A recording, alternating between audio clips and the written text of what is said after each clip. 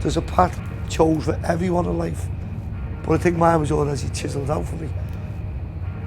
Realistically, I shouldn't be here. I'm being kidnapped, thrown in a boot, 50 grand on my head, 100 grand on my head. What the fuck have I been doing for the last like 5 or 10 years? People have been shot. They'll get blasted in their legs, they'll get petrol poured over them, they'll get set on fire. 10 key at 50 grand a key is a lot of money. People can go missing for that money. Bump and they're gone. Push comes to shove. I'm there to collect money, that's what I do, and that's what I've got.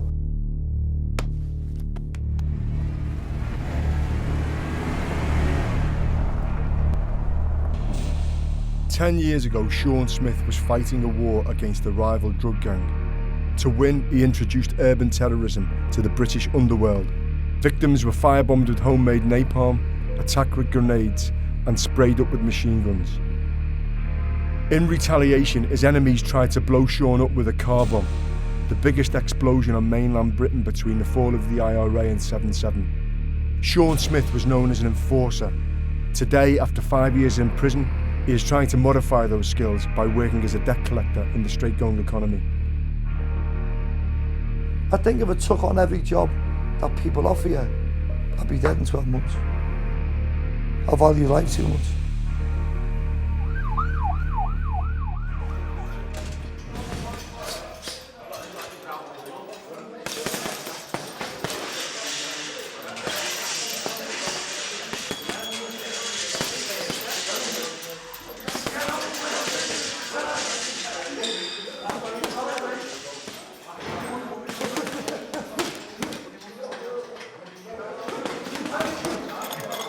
I've always been around debt collecting, pubs, violence. You call it enforced, I call it being a mediator. I don't give a fuck if anyone else will stand up against anyone. No one's got nothing I haven't got. Every man's only got the same. The two wants it the most, and I want it the most. It's not how big the dog is, it's how big the fight is in the dog. And I won't fucking stop, that's it.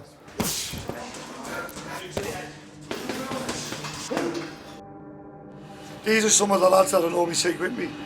I can see the big fella there with the cap on. Alright. And yeah, you don't want them knocking the door at 3 or 4 in the morning. Even when you do fucking smile.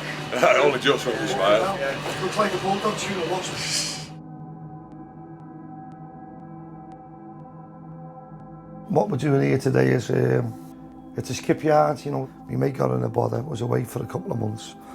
The fella seen an opportunity to go, well, I don't have to pay rent, he's not here. Hey, you know, this is the way some people are. And he's ran up a debt, so he knew my mate was about to come out of jail. And he's basically filled the yard with contaminated waste. The environmental health put a 300 grand bill on it to remove it. 300,000, it's a lot of money. So I'm hoping we can sort this out. Show you that. All these like little areas in sight, this is like our bread and butter, my bread and butter. These are all like working class people, you know what I mean? Little companies here, little, you know, welding, painters, garages. I do work for most of these around here. You know, the way the economy is now, the country's on its arse. But these people aren't fighters, or so they ring us and we come and collect it for them. But they all get to know us because we've got the gym and we're local, you know, there's always, you know, if they want like 10 or 15 members in 10 minutes, they can have that in 10 minutes. You know, you can't really get that anywhere. We always make sure there's good, strong lads behind us. It's this one. Yeah, it is this one, yeah. Yo, Tom. Hiya, mate, I'm at your yard now. Fucking hell, mate, what's all this? Jesus Christ. Well, what I'm going to do, I'm just having a look on the cabin, see if there's anything here. We're going to fuck off. Mikey's going to sit on this tonight in case anyone comes back and forth. And then we can just nab it. We'll just nab whoever it is then. Look at that, what the by the door there. Fucking blade. Well, you need to, Tommy, just tell us where he is, mate. Just give me a door to knock on and I'll do it. So we want 25 grand off him up front and pay the rest off. And me and Mikey can collect it. You happy with that? Sound, go on then. Often, Shaun's debts fall into the grey area between the legit economy and the underworld, a lucrative market potentially worth 150 billion in Britain. This is a typical debt for Shaun, a dispute between a businessman and a gangster over £300,000. To recover the debt, Shaun has brought backup and a dog unit. But just in case things get out of control, off camera there is a notorious gangster with a history of firearms and extreme violence. We don't know him, our mate knows him. He will know who we are after tonight. We're just going to go to his house now, see if we can get a hold of him. It might just be a Blackburn being in a cheap car, having a flat. He might just have that for his mail. Do you know what I mean? He might just check his mail, then fuck back off to where he's got his bear and his kids. Because I'll knock on the name and go, have you seen Andy? If they say yet, then that's it. Game over. Just press every buzzer. Yeah. Hello mate, so you could help me. I'm looking for a guy called Andy Smith. Oh, it's like the United Nations. Yeah. Is it? Everyone. He's got a silver cause. Let's get some kids to park up here, just watch him. Well, I've only got to come in that way. Yeah. So what if we just park up tonight? Yeah. I'll just wait for it. Probably just an hideout places. You know, some debts you can ring up, you can make a phone call, get paid. Some debts you turn up and before you know it, you're all rolling around before like a gang of idiots. This one is just, it's a waiting game. He's obviously having a good time with someone else's money, but that time will run out. As soon as it does, here's the knock.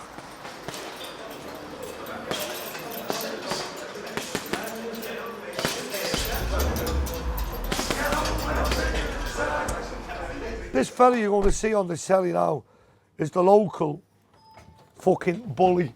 He stabbed a pregnant woman, battered an half fella, 71. I knocked him out last year, broke a jaw, knocked 6 teeth out, put him in hospital. And he stayed away for a year, and here he is trying to come back.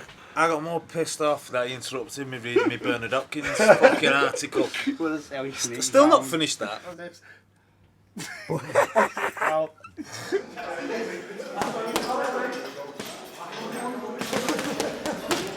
People love trying coming in here and just coming down for a cup of tea. You know, want to chat. You know, even at the train. You know, and they'll sit there like old grannies, some of them. You know, they all go around the corner drinking tea and just gambling, you know. Did you watch Connie last night? No. Oh, mate, you fucking boss. It's not only a soap, it's not a soap at all. It's my life. That's being you're like my life. It's like a community centre, really. It's done a lot of people, actually.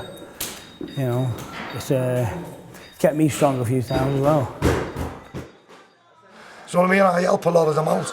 It's like the kid who got sections and he's just come out today. He is a boss kid and a top promising boxer. You come out of work after being sections, he's come right here to see me, 1 for work and 2 to train him. You've just got out! I know, but I want to feel something. He's trying to get rid of your anger.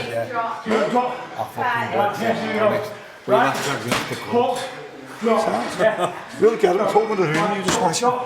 He's not going to know you, is he? No, that's what I mean. Because he knows we're after the dog now anyway, you know what I mean? So, we get him, put him in the room, you're not fucking having with us. We'll pay your wages anyway. It's good money, mate, it's good money. Yeah, I've got bipolar, personality disorder, bipolar and violent tendencies. So, but if it weren't for Shaun, I'd probably be dead myself because of as you can see, self-harm, stab myself, cut myself. That's you can see me rib. You can see me rib when I take that off. So can you tell us about what was the situation? A woman winding me up.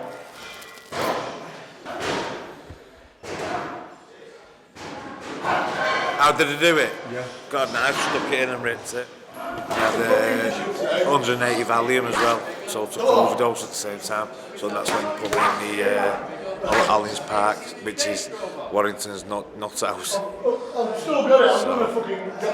But like I say, Shaun keeps me on straight and narrow.